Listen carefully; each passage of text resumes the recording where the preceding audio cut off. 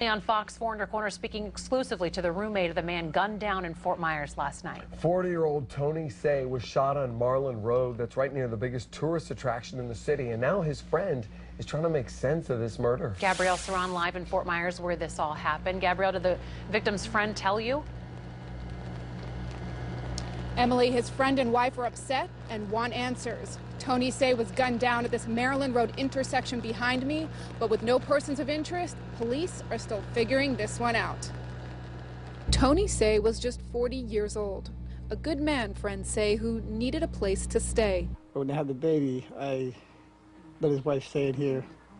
That was a couple months ago, so I didn't want him to be homeless, you know. Freddie Bonfiglio says Say had just moved in. It's terrible, you know. I mean, feel bad for his wife, you know what I mean?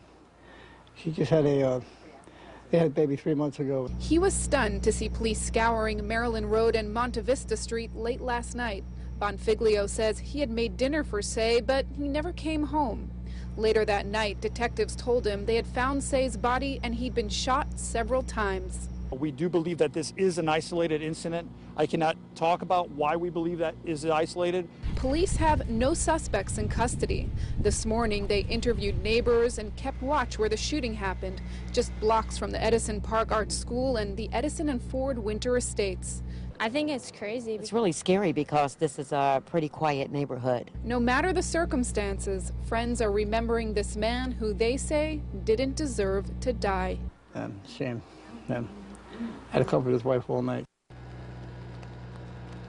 Again, police have no suspects in custody, and they're still figuring this one out. And they're releasing very few details. But they do confirm that Say had an extensive criminal record and that he'd been arrested 17 times. We're live in Fort Myers. Gabrielle Saran, Fox 4, in your corner.